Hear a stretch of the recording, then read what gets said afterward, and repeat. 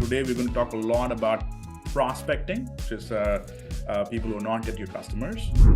I'm really excited as a marketer to get into it because it's challenging when taking decisions to not have the right information and the right data to manage budgets and everything. I find that I would go through a class that we have together, and then I'll go back into the deck and kind of pay a little more attention to the case studies and kind of the flow chart. I feel like that's pretty helpful. One of the beautiful things about this class is that you can observe a senior client as a human being, as opposed to just being a vendor to them. Yeah, so I've been working in marketing over 25 years.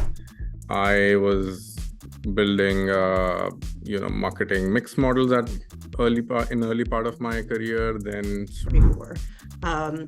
So I think that the first step, depending on the board, is really explaining the concept of attribution and a cross-channel path to conversion, right? So that they understand no one channel is going to get us the customers that you want. I would get questions a lot that if we shut it off, wouldn't we still get all these customers? No, things that are no, we wouldn't.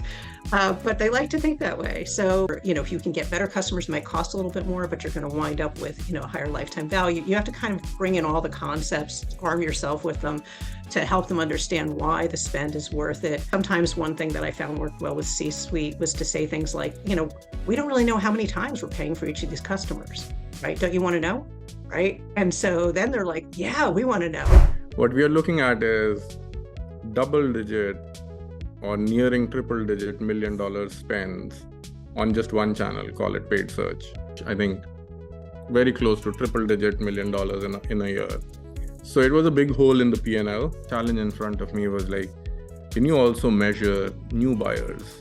How many new buyers? Because that's a metric which is reported every 90 days to the street. So all the discussion, all the heated debates were around the multiplier, because that's the golden metric which everybody was latching on to. And that golden metric was coming from the test. I think it's a process, it's a journey.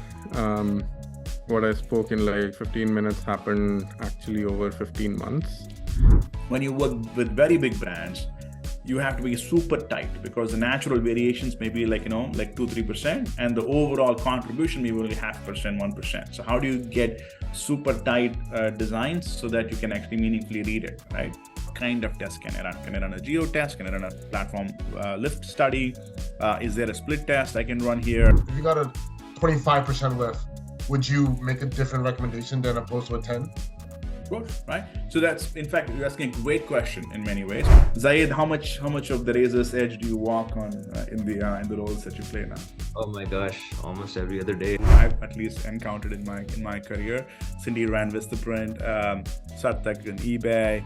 Multipliers looks like it was born around that time, 2012, 2013. Mike Andrews was running this with Vanguard and KVS. Questions before we get started?